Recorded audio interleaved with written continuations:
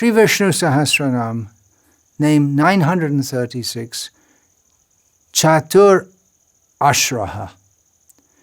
You may think, well, I know what that means. Ashra, that means shelter. No. This is ashraha, not ashrayaha. Chatur is well known. It refers to the number 4. For instance, we have, as we sing every day, Chatur vidha Sri Bhagavat Prasadaha, 4 kinds of food. So Chatur refers to the number 4, and ashraha means a corner, 4 corners. What has 4 corners? Is a rectangle. So Chatur Ashra means the Supreme Personality of Godhead is quadrilateral, rectangular. What's all that about? Well, the saying is there in English, to deal squarely, which means firmly, fairly, to deal squarely with someone. So similarly, this term is taken to mean by some of the interpreters, one who is fair-minded, fair to everyone, who deals with everyone very properly, accurately, squarely. Chatur can also mean one who is very skilled, who has ability. Krishna jai bhaje she baro chatur, in the famous line from the Vaishnav song, which used to be known to all Bengali Vaishnavas, Shri Krishna Ashtotar Shatanam, Krishna's 108 names. Who worships Krishna is very clever. So who is skillful in all aspects is Caturasra. That is similar to the name Daksha, which means expert, already done. Parashara Bhatta takes the meaning, one who is skilled in all aspects, in all corners. A sub-commentator, the Andavan Swami, says that he takes this to mean that Bhagavan has this name, meaning that he does whatever is required, whatever is appropriate to benefit the devotee in every circumstance. And again, a long series of names in relation to the deliverance of Gajendra. So Chatur Ashraha means he relieved the crocodile from the curse. He fulfilled the desire of Gajendra to offer a flower to him, the Supreme Lord. And he demonstrated that when he talks about protecting those who surrender to him, it's not just talk. And he did all this very expertly with the one act of responding to Gajendra's trumpeting out his call, his distress call. Save me, save me. Who could he call to? The other elephants couldn't help him. No one else would be interested to help him. He was alone, humiliated after being the king of the elephants, the king of the jungle. And they say the lion is the king of the jungle, but the elephant, Gajendra, considered himself as such. He's being humiliated by a much smaller creature. He's all alone, no one to help him. His only shelter is the Supreme Personality of Godhead. So he called out in surrender and he offered a lotus flower. In the middle of his distress, he practically forgot his distress in the sense that he remembered the Supreme Personality of Godhead and he wanted to offer, you please accept this, whatever it may be. You protect me, or you don't protect me, but you please accept this flower. And the Supreme Lord, out of his great mercy, very expertly accepted that offering of love. It went from distress to love. He already overcame his distress. Gajendra already overcame his distress, or his distress already became much mitigated simply by the simple act of offering a flower to the Supreme Lord. We can all take solace in this. In the midst of all our problems of life, we can pick up our beads and chant Hare Krishna, Krishna Krishna, Hare Hare, Hare Rama, Rama Rama, Hare Hare. Just take solace in the holy name of Krishna. Just consider that Bhagavan didn't need to personally come.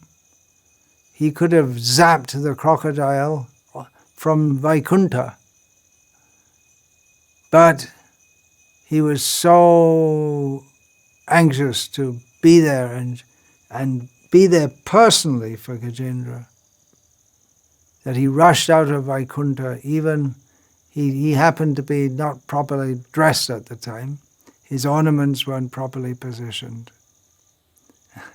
An example from Ramayana. This is given by the contemporary Sri Vaishnava preacher Vellore Krishnan, that when Vali was wounded by Rama's arrow and he's dying, and he's not so much upset as dying at the way he's being killed. Ram, you're in a race of dharmic kings who never did anything wrong. You unfairly hit me by shooting an arrow from behind a tree. Vali accuses Rama, and then Rama explains that what he did was absolutely in line with dharma. So Vellore Krishna gives the example that you're just mortally wounded someone. He's dying from your arrow, and he's upset with you, you can imagine. But Rama preaches to him in such a way that the person who's dying, or the monkey who's dying from Rama's arrow, ends up praising Rama. Only someone who is Caturasra, who's skilled in all respects, can possibly do this. Ananta Krishna Shastri, another commentator, gives a few more meanings of the word chatur and how that's related to Bhagavan, that dharma, artha, kama, moksha, religiosity, economic development, sense gratification, and liberation. The Supreme Lord distributes these or bestows these upon persons according to their karma.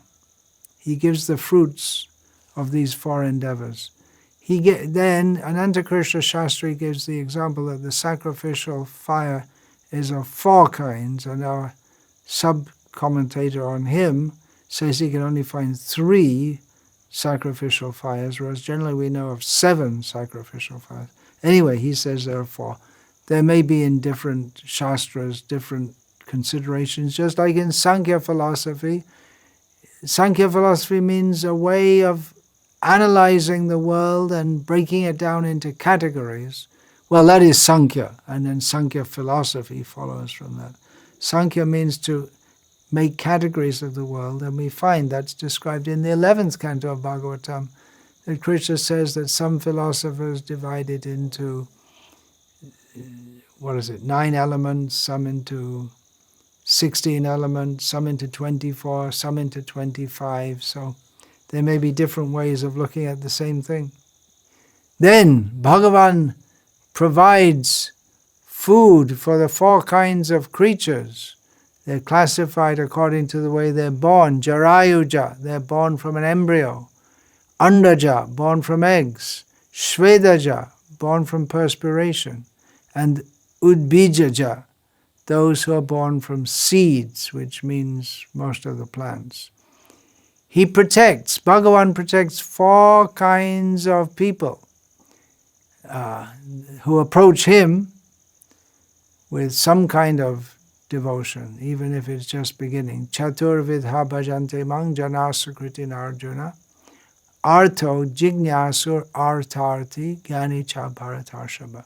He protects, he takes special notice of the distressed, those who desire to know him, those who desire wealth, and those who are in knowledge of him.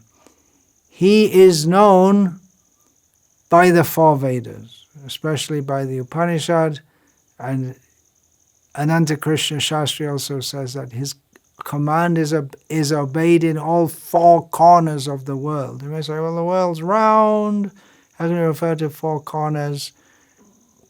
Well, that's metaphorical. That's the four primary directions. I can add one little idea to all of this, that Caturasra, he's like a box. So he has us boxed in. We're in his box. He's outside our box. We are within the situation he's put us in. If you say someone is boxed in, that means they're in a condition where they have very limited room to move. They're under control. But he is outside the box of our mind. Sometimes that saying is given, think outside the box. We're boxed in. We have in our mind, we have our presuppositions, our way of looking at things. So the idea to go outside the box, to think originally. So he's outside what we can conceive of simply with our own unaided mental faculties. He reveals to himself to us if we open ourselves to him. Shankaracharya describes that he is fair to everyone by distributing the fruits of their karma. That's one of the meanings given by Ananta Krishna Shastri. He's following the lead of Shankara in doing that. Bhagavan has no partiality, nor is he cruel to anyone. Just what are the results of karma you get. That's all. Hence he's called Caturasra. Yayata mang prapadyante tang sthaiva bhajamayaham. Krishna says, as they approach me or surrender to me, I reciprocate accordingly. Samoham sarva bhuteshu namadveshu stina priyaha. I'm equal to everyone, Krishna says. I don't intrinsically favor anyone or hate anyone. This is a big discussion. At the beginning of Canto 7 of Bhagavatam, we find Parikshit Maharaj asking Shukadev that how is it that the Supreme Lord is impartial? It's presumed that the Supreme Lord should be impartial to everyone. But it doesn't seem to be like that. Parikshit gives the objection, and as a result there's a big discussion Shukadev gives, which I won't get into now. But he is fair to everyone. Everyone gets what they deserve, but if one approaches him with love, that love puts one's credits up a lot. But then again, it's not just some kind of computer-operated, artificial intelligence-operated system. Krishna is a person. He reciprocates personally. It's a very, very big discussion, which again I won't get into just now. But the point being made by the commentators here is that he's very fair to everyone. He doesn't treat anyone unfairly. Then Satyadeva Vashishta gives the meaning that one who asks for something or from whom something is asked. He asks for something Well, that fits with another meaning that Vasishta gives, based on the meaning to pervade, to accumulate, and ashnami prayatatmanaha, to eat. So he asks. We find in Bhagavad Gita, Patram pushpam palang taryam yome bhaktya prayachati tataham bhakti upahritam ashnami prayatatmanaha. So there we have Chatur Asra. Ash means to eat. So Krishna is practically asking, feed me, please feed me. He runs to his mother wanting to be fed. His mother, Yashoda, Kaushalya, Aditi. He wants to be fed. So he asks for something. Or more commonly, much more commonly, one whom from something is asked. People ask things from God. Give me this, give me that. It's a beginning, just like we just quoted that verse. The arta, artarti, the distressed person, they ask God, relieve my distress, give me money. Or someone who's curious, what's it all about? They want to know. Or the Jnani, Jnani here means one who knows the glories of Krishna. He simply wants, he has a prayer from Krishna, please let me engage in your service. Hare Krishna. Srila Prabhupada explained the Hare Krishna mantra means, O Krishna, O energy of Krishna, please engage me in your service. Then combining some of these meanings again, one who nourishes and feeds everything in all four directions. Srila Prabhupada often made the point that there's no overpopulation in the world. Everyone's getting fed. The elephants in the jungle eat a huge amount of food. Krishna provides it. The little ant gets his food. There's enough food for everyone. Krishna is providing. It's not by human plans and schemes. Food is Krishna's gift. But we mess things up in the world and we make our plans, and then people don't get food because people are more interested in greed and wealth and power, and so they don't mind if so many people are malnourished or starve because of their schemes. Another meaning of Caturasra is that Chaturai, those who are skillful, intelligent. Shriyate here means saviate. So one who is worshipped by those who have the knowledge to understand his greatness. How does Baladev Vidyabhushan explain this? Remember that Baladev is explaining this series of names in terms of the pastime of Krishna bewildering Brahma, or Brahma becoming bewildered. And then Krishna, he was bewildered inasmuch as he thought he would show his greatness to Krishna, and then he became more bewildered when Krishna showed his own greatness to Brahma. So how does this name pan out in terms of that pastime? Baladev Vidyabhushan says that he does not fail to join his friends, mothers and other relatives. He takes the form of the cowherd boys and calves not only to show to Brahma that you think you can trick me? You think you can show something better than me? Oh, well, look what I'm doing. I've reproduced all those forms. But he also did so as not to put his friends, mothers, especially the mothers. Remember the mother's love analyzed by our Vaishnav acharyas, that the mother's love is even stronger than that of the father, that Yashoda's love for Krishna is even, Nanda's love for Krishna is unlimited, but Yashoda's is even more.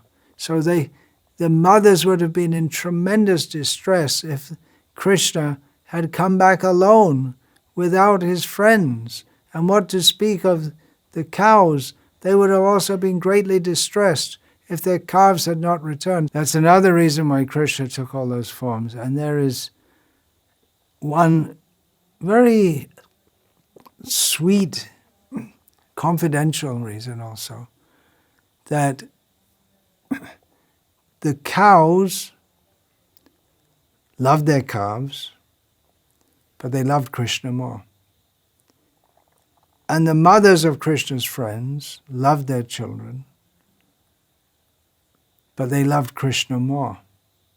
And they all had the desire to feed Krishna. The mothers of the friends wanted to feed. The mothers of Krishna's friends were delighted to feed their own sons their breast milk, but they wanted to feed Krishna. They nurtured the feeling in their hearts that they wanted to do as Yashoda did, to feed her breast milk. Just like they wanted to do just like that to Krishna. And the cows also, they wanted to feed their milk to Krishna directly. So they all got the opportunity. They didn't know that Krishna had taken the form of their children, but he did.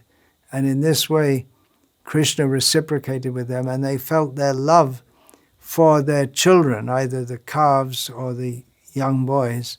They felt their love increased tremendously. And they couldn't explain why. They couldn't understand why. Krishna is so amazing, amazingly, wonderfully loving and sweet. So there we get, Krishna is just like a box, which sounds like a pretty dry name, but our Vaishnavas, our Acharyas, unpack it to find sweetness in Krishna in all aspects.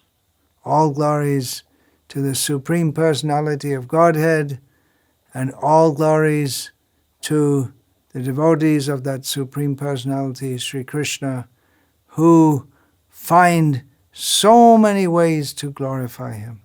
From 1,000 names, they have extracted so many meanings, in so many different ways to understand and glorify Krishna.